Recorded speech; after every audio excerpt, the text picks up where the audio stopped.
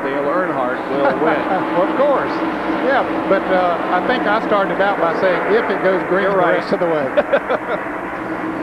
Well, Dale Earnhardt has won 4 of the past 8 races here at Darlington. Now the Unocal bonus money is at $15,200 and can be won only by Jeff Bodine, and he currently is in second. I'll tell you what, Jeff Bodine is trying as hard as he can. He has got a handful. I noticed down in the first and second corner, he went through the corner like a snake would travel. Up, down. Look at Davey Allison moving through traffic. Man, oh man, he moves to the inside of Michael Waltrip, and Davey Allison may be the fastest car on the racetrack.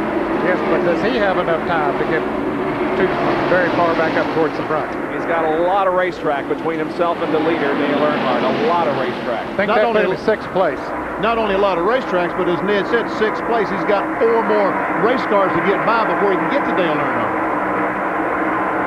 And some of those are pretty tough, including Harry Gant and Morgan Shepherd.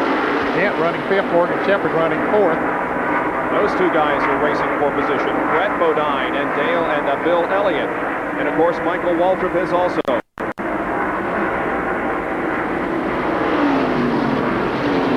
There now is the leader, Dale Earnhardt. Well, that car takes off on new tires. Dropping back and showing you second position, Jeff Bodine. And Mark Martin, who is in 3rd place. I've written off Jeff Bodine a couple of times this afternoon, but he still is very much in the thick of things. Mark Martin pulls up right on the back of Jeff Bodine, trying to make a move down the front. Let's see. 9 laps to go. Mark Martin will make no move on Jeff Bodine, at least going into the corner. Now in the middle of the corner between 1 and 2, Mark Martin passes Jeff Bodine, and Mark Martin is now second, and he sets his sights on the leader, Dale Earnhardt. And I think he does have too much racetrack. There's no cars between he and Earnhardt, but I think there is too much racetrack for him to catch Dale. Now we'll show you the interval between First and Davey Allison. There's Davey on the bottom side of the racetrack, now pulling in behind Harry Gant. And look at Davey Allison go to the inside of Harry Gant. But there were 9 cars on the lead lap, and he was at the back of the lead pack once they came out of the pit because he was the last car to pit. He had to go all the way around the racetrack to catch up, and now he's up there battling for 4th. Harry Gant's bumper cam. Or battling for 5th, I should say. Morgan Shepherd has passed Harry Gant and has taken over 4th. So that's 4th, 5th, and 6th place you're seeing on your screen right now. Here comes Davey once again, looking to the inside of Harry Gant as they go into 1, and he'll take the position. Davey Allison will take over the 5th spot. And here's Mike Alexander on the front straightaway, has backed into the wall. Alexander crashing out of corner number 4. The car stopped just before the start-finish line here on the main straightaway on lap number 359, our 10th caution period of the day, and the leader, Dale Earnhardt, takes the caution flag. There he is. Okay, now, do you pit? There's not that many laps to go. Earnhardt certainly didn't want to see this caution. He had a good lead, but what do you think, Denny? Well, I don't think that Earnhardt will pit. No, I don't think he'll pit. I agree. I don't think that they will. But the only guy that will pit is the last car on the lead lap, or the last 2 or 3 cars on the lead lap. There are only 7 more laps to go. Less than 7, actually. 360 laps have been completed, and the field is in turn number 3. And it's going to take 2 or 3 laps or so. Yeah, it'll take at least 3 laps to get Mike Alexander's car picked up, and so that would only leave them perhaps 4 or so laps to go. Jeff Bodine. Oh, Jeff Bodine is dropping down off the banking and headed for pit road. So Jeff Bodine relinquishes 3rd place and scoots down pit road to get some fresh tires on that car. Here comes Michael Waltrip also, and Bill Elliott. So 3 of the top 9 cars are in for pit stops. I agree with those that are maybe Jeff Bodine. Of course, Mark Martin had already passed him, so you know, maybe he figured those others are going to catch up now as a result of the caution, so that's perhaps a good move by him, and certainly a good move by Michael Waltrip. That's Richard Childress, the car owner for Dale Earnhardt. He's wishing this thing were over. You're right.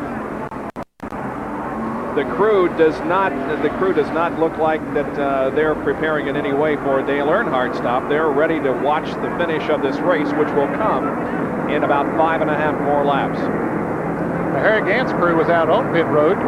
They were ready to bring him in, but he did not come in. The wrecker is here on the main straightaway trying to grab a hold of Mike Alexander's car and get it off the racetrack.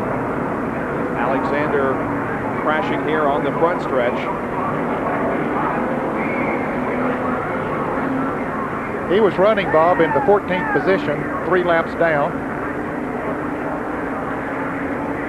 Mike Alexander, the Ray Vestas Buick. Bobby Allison owned. Deal comes down off the 4th turn and completes lap number 363. Let's go down to Dick Bergman, who's with Richard Childress. Well, do you think this thing's going to go green? And if it does, what are you going to do?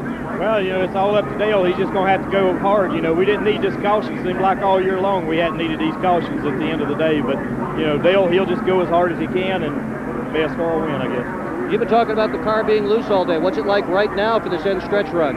Well, we made an adjustment on it the stop before, and it's helped it a whole lot. So, you know, with these used tires, we just don't know how we'll run. We just have to take off and see. It looks like it's going to be about 3 to go or 4 to go. Well, that's the story with Dale Earnhardt. Meanwhile, Jerry punches down pit road with Steve Meal, crew chief for Mark Martin. Jerry, what's you got to say? Well, Steve, the big question is with 3 or 4 laps to go, now they're bunched up. Can Mark handle Dale? I don't know. I'm sure Dale's pulling a little bit more gear than us. We don't restart as good as some of these cars, but we're doing a real good job being where we're at. I don't know. It's going to be real tough. The 3's been strong all day. We've been too tight. We just have now got the car where we want it. It'll be something to see. It'll be fun to watch. Indeed, it will be fun to watch with 3 or 4 laps to go, gentlemen. That's an understatement. 363 laps will be completed when they come down, and they will receive the 1 lap sign. So we will therefore go back to green on lap 364. That'll give us 3 laps of green. Now Morgan Shepherd has moved up to 3rd place as a result of Jeff Bodine making the pit stop. And did he get to run enough that that car is loosened up?